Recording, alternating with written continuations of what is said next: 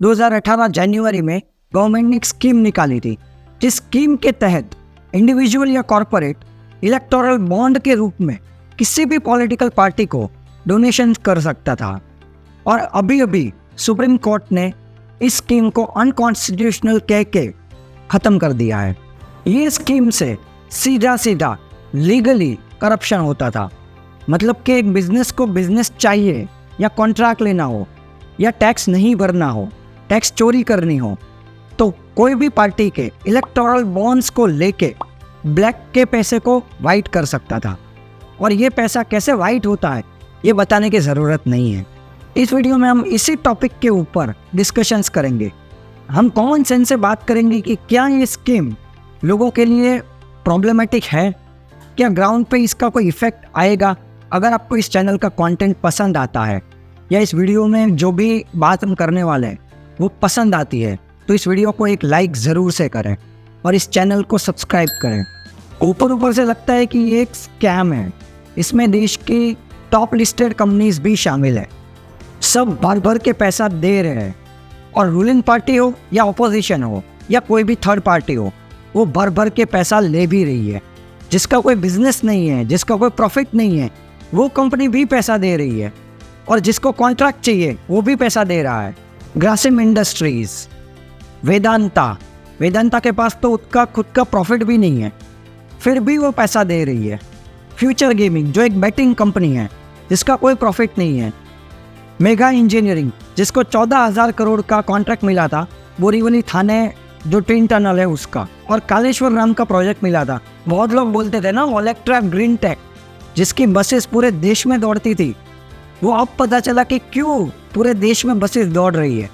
एक लीगल जरिया है करप्शन का, ये बात तो मैं मानता हूँ। इसे गवर्नमेंट ऑफ इंडिया को सीधा सीधा नुकसान हो रहा है, पर क्या ग्राउंड रियलिटी पे नुकसान हो रहा है? आप सिंपल तरीके से सोचो, जो रूलिंग गवर्नमेंट होती है उसे बिजनेस के रिलेशंस खराब होते हैं या अच्छे, दोनों को एक दूसरे की ज़रूरत है। चाहे पैसे लेने का जरिया इलेक्टोरल बॉन्ड्स हो या कोई और हो, बिजनेसेस भी गवर्नमेंट को पैसा देता है और गवर्नमेंट भी बिजनेसेस को फेवर करती है। ये आज से नहीं हो रहा है, आज़ादी के बाद हर साल में हुआ है। ये बात तो ऐसी थी कि रूलिंग गवर्नमेंट ने ट्रांसपेरेंसी के लिए ये स्कीम लाई थी कि कोई भी इंडिविजुअल या कॉरपोरेट कोई भी पॉलिटिकल पार्टी को डोनेशंस कर सकता है। अब ये स्कीम थी इसीलिए तो लिस्ट सामने आया। अगर स्कीम ही नहीं होती तो तरीका कोई और होता, पर डोनेशंस तो ज़रूर होता। अब लोग बोल रहे हैं कि रूलिंग पार्टी ने ज़्यादा डोनेशन लिया है, तो ये भी कोई नई बात नहीं है। जिसकी सरकार होती है उसको ही ज़्यादा पैसे मिलते हैं। एक और पार्टी है जिसने एक स्टेट में असेंबली जीतने के बाद सबसे ज़्यादा पैसा लिया है इलेक्टोरल बॉन्ड से। तो इसका मतलब क्या है कि जिसकी गवर्नमेंट आती है उसको पैसे मिलने ही मिलने हैं, उसे ही तो कॉन्ट्रैक्ट्स लेने हैं। प्रॉब्लम पता है क्या? हम सारी बातों को ब्लैक एंड वाइट तरीके से देखते हैं। हम चाहते हैं कि देश में डेट ना हो, करप्शन बिल्कुल भी ना हो, डेवलपमेंट ही डेवलपमेंट हो, इकोनॉमी अच्छी हो, सब कुछ अच्छा हो, हर तरफ खुशहाली हो। पर ऐसा नहीं चलता है। ये एक आइडियल सिचुएशन है। रियलिटी में दुनिया नियत से चलती है। जहाँ पे पैसों की बात आती है वहाँ कुछ ना कुछ तो गड़बड़ी होती ही होती है। जो बंदा धर्म की बात करता है, जो बड़ी बड़ी एडवाइस देता है, जो भगवान के बारे में सोचता है, जब पैसे की बात आती है ना तो वो भी अपने स्वार्थी देखता है। सबके हाथ खराब है, आप किस किस को पकड़ोगे? और ऐसा भी नहीं है कि ये इंडिया में ही होता है, पूरे वर्ल्ड में होता है। चाहे गूगल हो, माइक्रोसॉफ्ट हो, मेटा हो, कोई भी कंपनी हो, वो रूलिंग गवर्नमेंट को पैसा देती ही देती है।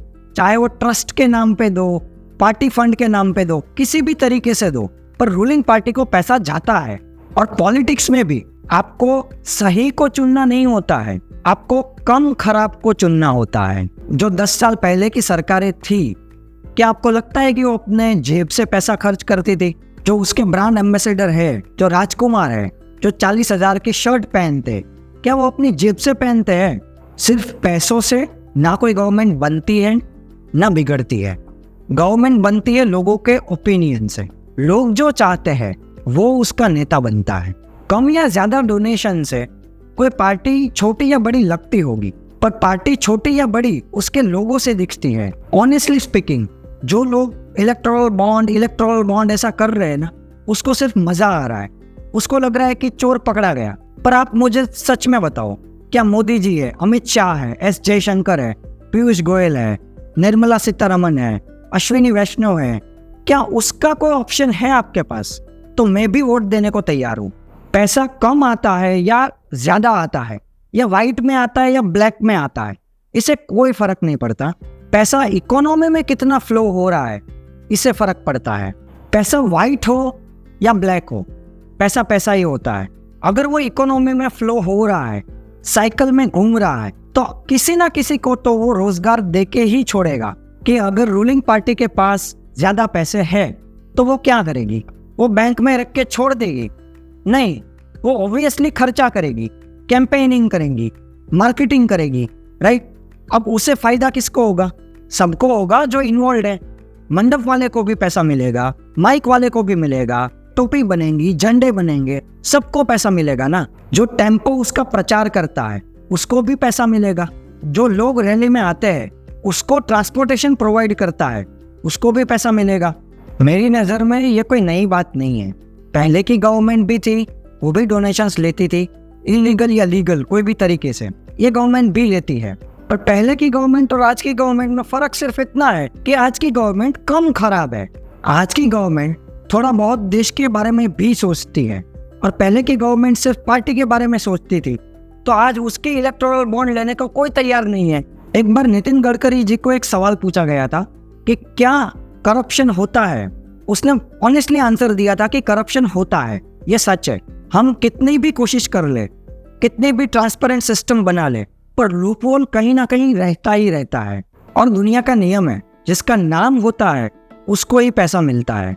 जो मार्केट में चल रहा है उसको सब फेवर करते हैं, उसके पीछे सब भागते हैं। इस दुनिया में जिसको जितना फायदा होता है उस तरीके से पूरी सिस्टम चलती है। पहले की गवर्नमेंट और आज की गवर्नमेंट में एक कॉमन जो डिफरेंस है वो ये है कि पहले की गवर्नमेंट इलीगली स्कैम करती थी, आज की गवर्नमेंट लीगली स्कैम करती है। तो ये अच्छा है कि लीगली स्कैम कर रही है। इसीलिए मैं बार बार कह रहा हूँ कि अगर ये स्कीम नहीं होती तो लिस्ट सामने नहीं आता। लिस्ट सामने आया तब पता चला ना कि किसका किसका कितना हाथ है। आज का बाजार आप देख लो, अगर ये न्यूज़ सच में सीरियस होती तो निफ्टी यहाँ से 5% टूट जाता, पर ऐसा कुछ नहीं हुआ। ये न्यूज़ मार्केट को ऑलरेडी पता थी, मार्केट ने ऑलरेडी डिस्काउंट कर दिया है। अब देखते हैं आगे क्या होता है। और वैसे भी सुप्रीम कोर्ट ने ये इलेक्टोरल बॉन्ड की स्कीम थी उसे ख़त्म कर दिया है। तो क्या ऐसा खतरा नहीं है कि आगे जाके कोई इलीगली डोनेशंस दे रहा है तो उसका नाम कभी आएगा ही नहीं? तो सवाल बहुत सारे हैं। तो ये वीडियो को हम यहीं ख़त्म करते हैं। अगर ये वीडियो आपको पसंद आया है तो अपने दोस्तों के साथ ज़रूर से शेयर करें। Thank you so much for watching this video.